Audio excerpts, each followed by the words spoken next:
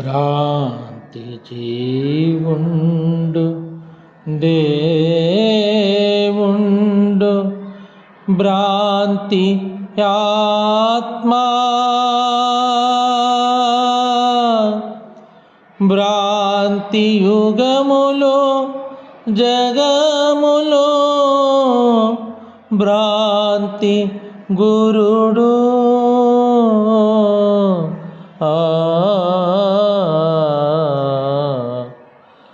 భ్రాంతి లేనిది ఇది మహా బట్టబయలు కల్పనాతీత యోగాత్మ కేవలాత్మా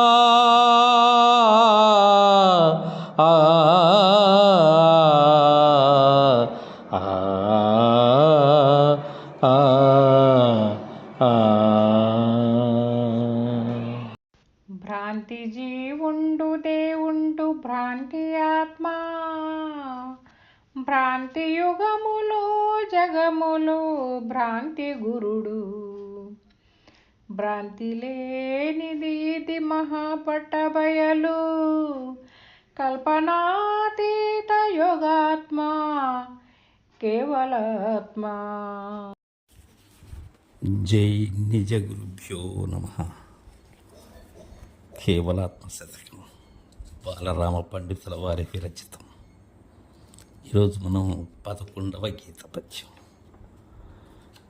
దీనికి మునుపు 10వ పద్యంలో ఇది రజ్జు సర్ప భ్రాంతి అనేటువంటి విషయాన్ని తెలియజేశారు. ఇది మొదట లేదు, ఇప్పుడు దీనికి మొదలు లేదు, ఇది ముందు కాబోయేది ఏమీ లేదు అని. అంటే పరిపూర్ణము అనేది ఇది శాశ్వతమైనటువంటిది, దానిలో తోచినటువంటిది ఈ భ్రాంతి. ఈ భ్రాంతి గురించి సుస్పష్టంగా తెలియజేస్తున్నారు దీక్షిత సిద్ధాంత ప్రకారం బాలరామ పండిత స్వాములు. ఎలా అంటే భ్రాంతి జీవుండు దేవుండు భ్రాంతి ఆత్మ. ఈ జీవుడు అనేది భ్రాంతి. ఎలా భ్రాంతి ఇది ఏంటంటే మిగిలినటువంటివన్నీ కూడా ఈ దేహి నిబద్ధి అని, దేహం అబద్ధమని ఇలా తెలియజేస్తూ ఉన్నాయి. ఈ దేహానికి అవినాభావ సంబంధం ఉన్నది అని చెప్పాయి. అయితే దేహి ఉంటేనే దేహం, దేహం ఉంటేనే దేహి. ఇది కల్పన. ఇవి రెండు ఒక్కటే అనేది తెలియక ఎన్నో కల్పనలు, అది భ్రాంతి. ఇంకా దేవుండు భ్రాంతి. ఈ దేహములకు కారణమైనది, లేకపోతే ఈశ్వరుడు అని. జీవుడు ఈశ్వరుడు, ఈ భేదము ఏదైతే ఉన్నదో ఇవి రెండు ఒక్కటే, వేరు కాదు. దేహి అయినా లేక దేహమైనా కాక జీవుడైనా ఈశ్వరుడైనా ఇవన్నీ ఒకదానికొక ప్రతిరూపాలే, కానీ అలా చూపింపబడుతున్నవే, కానీ ఇవన్నీ కూడా భ్రాంతి. ఆత్మభ్రాంతి. సరే, ఆత్మ అని అంటూ ఉన్నారు కదా, దాన్ని ఏ పేరుతో అయినా, అది ప్రత్యేగాత్మ పరమాత్మ, ఏ ఆత్మ అయినా సరే, నేనైనది. ఇవి ఎలా అంటే సర్వం కూడా ఆత్మజనితమైనటువంటిది. నాకు మూలమే ఆత్మ, కానీ దానికి మూలం ఉన్నదా అంటే లేదు. కాబట్టి అది కూడా లేనిది. ఇక్కడ దీక్షితులు వారు సిద్ధాంతంలో ఒకటి చెప్తారు మనకు. ఏంటంటే ఈ దేహి అనేటువంటి భ్రాంతి ఉన్నంతసేపు జనన మరణ భ్రాంతి తప్పదు. అందుకే అద్వైతం నమ్ముకుంటే విశిష్టాద్వైతానికి మూలం లేదు. కాబట్టి ఈ రెండూ లేకుంటే మధ్వ సిద్ధాంతం మాట మాత్రం కూడా నిలవదు. కాబట్టి దానికి ఒక ఉపమానం చెప్తారు. అంగడి సాగితే తావత్ కాలం అంటే అచ్చోట అన్ని దినుసులు ఉన్నట్టు ఉంటాయి, కానీ అంగడి లేచిపోతే మునిపెంతో అంతే. ఇవన్నీ కూడా అలాంటి భ్రాంతులే.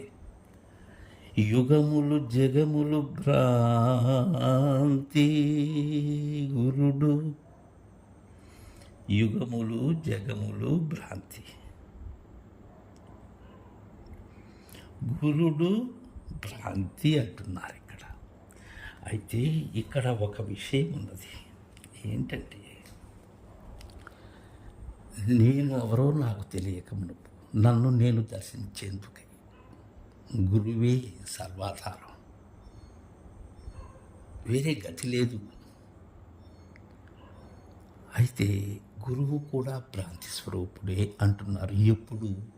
గురు శిష్యులు ఇరువురు లేనప్పుడు, లేకపోయినప్పుడు. ఆ స్థితిలో ఏమీ లేదు, అది ఎప్పుడూ లేదు. కాబట్టి ఎప్పటి వరకు నాకు దృఢమైన దానిలో నేను లేకపోయినంత వరకు గురుడు భ్రాంతి కాదు. నేను లేకపోయిన పిమ్మట సర్వము భ్రాంతే. ఎవరికి భ్రాంతి? భ్రాంతిని దర్శిస్తున్నటువంటి వారికి భ్రాంతి, భ్రాంతి నిజమని నమ్మినటువంటి వారికి భ్రాంతి, భ్రాంతి రహితులైనటువంటి వారికి కాదు సుమ. అయితే ఇది ఎలాంటిది? భ్రాంతి లేనిది ఇది మహాబట్ట బయలు. భ్రాంతి లేనటువంటి సర్వశూన్యమది. అది గుర్తిరిగే చైతన్యం కాకుంటే ఏమీ అనశక్యం కాదు. ఇంకక్కడ అది భ్రాంతి, ఇది భ్రాంతి అనే మాట కూడా చెల్లుబాటు కాదు అక్కడ. ఇది మహా కఠినమైనటువంటిది. ఇది చూసి నేర్చుకోవాలి. ఎవరిని? భ్రాంతిరహితులైనటువంటి వారి జాడ కనుగొని, ఆ జాడ ఎవరికి తెలుస్తుంది? అంతవారికే తెలుస్తుంది, కానీ మిగిలిన వారికి తెలియదు. అలాంటిది మహాబట్టబయలు అన్నారు. బట్టబయలు అని కూడా అనటం లేదు బాలరామ పండితులు. మహాబట్టబయలు మాట లేనటువంటిది, యోచన లేనటువంటిది, నేను కనుగొనుటకు అసాధ్యమైనటువంటిది, నేను లేకపోతే అదే అయి ఉన్నది అని మనకు తీర్పు చేశారు. తర్వాయి గీత పద్యం రేపు ముచ్చటించుకుందాం. జై గురుదేవా.